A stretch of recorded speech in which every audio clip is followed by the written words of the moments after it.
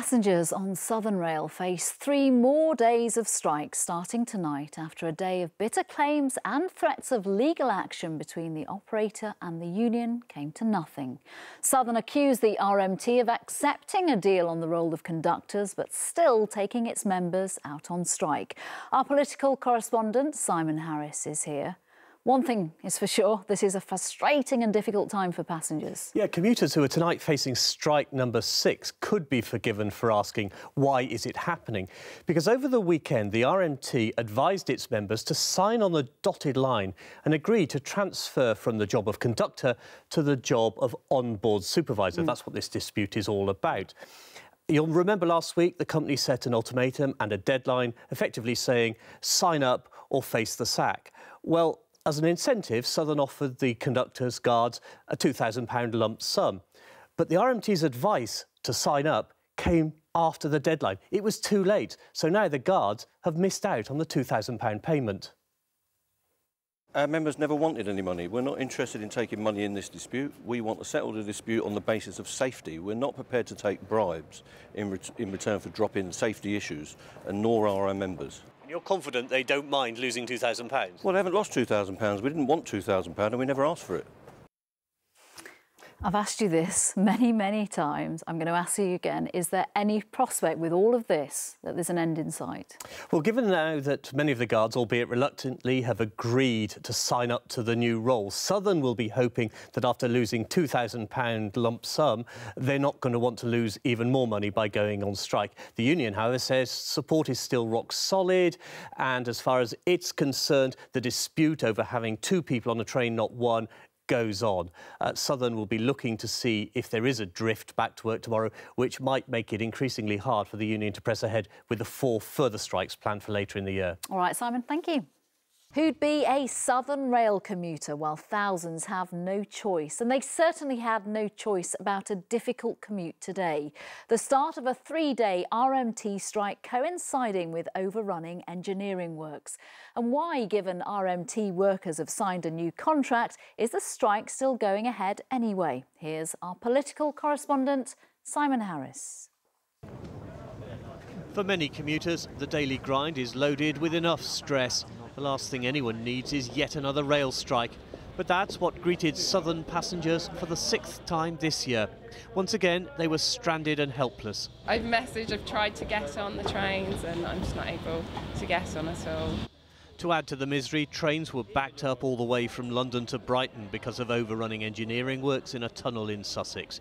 For commuters coming into London from the south coast, the journey would take hours. Southern promised to run almost a third of its normal timetable, but with the Brighton line blocked, the morning rush hour went into meltdown. Even by mid-morning, more than a third of all Southern trains were still late.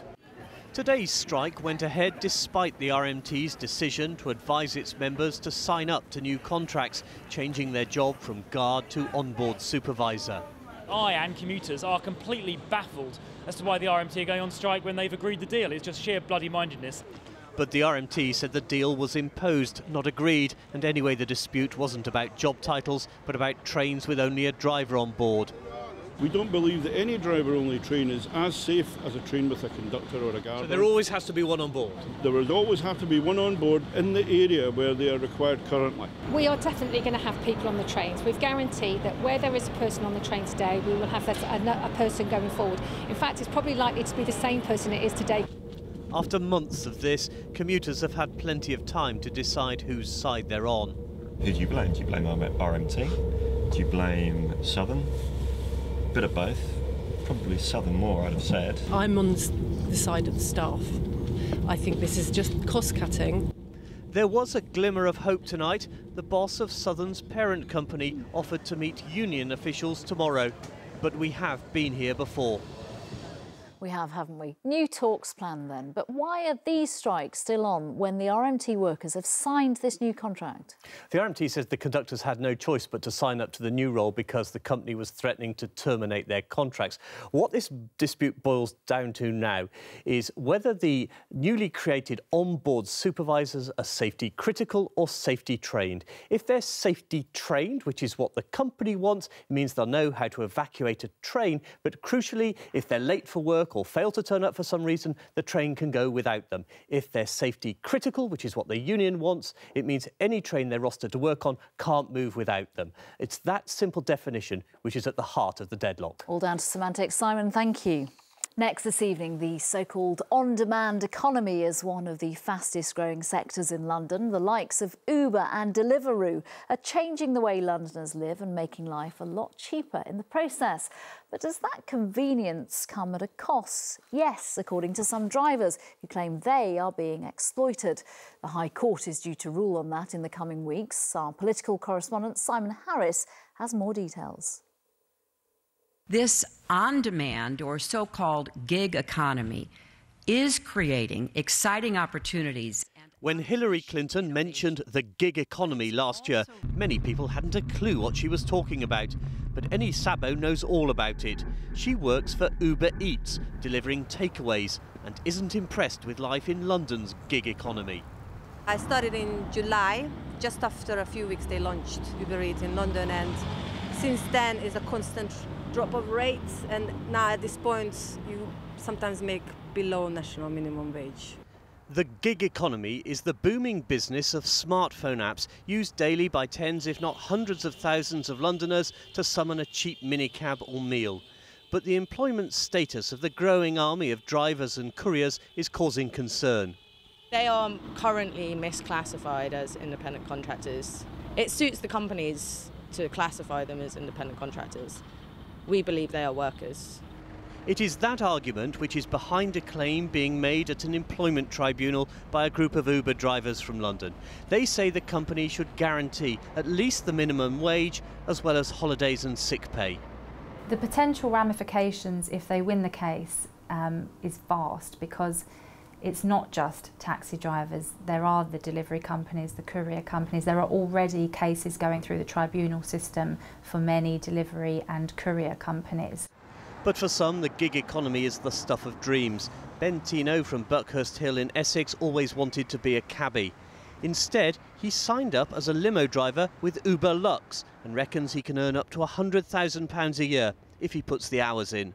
I can go out 10, 12, 14 hours a day. Now, I mean, if we was employed, they would restrict our hours, probably give us a minimum wage, so I couldn't take my holidays as and when I wanted. Tonight, Uber disputed the suggestion its food couriers earn less than the minimum wage and said its drivers in London are on at least £16 an hour. Simon Harris, ITV News. The brother of a British Muslim convert who died fighting in Africa for an extremist group has today given his support to a new video campaign in the hope that it deters other people from taking the path towards radicalisation. Tom Evans from High Wycombe became known as the White Beast and waged his war in Kenya. His brother Michael told Simon Harris if he could stop just one family from enduring their pain, then it would be worth it. To his family, he was Tom Evans, but to his fellow fighters from Al-Shabaab, he was Abdul Hakim, nicknamed the White Beast. Just over a year ago, he was filmed shortly before taking part in a terror attack in Kenya. In a few short years, Tom Evans had turned from electrician in High Wycombe to jihadist killer in Africa. Growing up, Tom was loving, caring. You know, he was my best friend. We had the same group of friends, and he was the brother that you wanted to have. When Evans first became a Muslim, his family were relieved. It seemed to mark a turning point. He'd been involved in crime. He began to worship at this local mosque. But a new name wasn't the only change. Looking back, were there signs Tom had been radicalised? There was just small things, like he used to love music, but he stopped listening to music.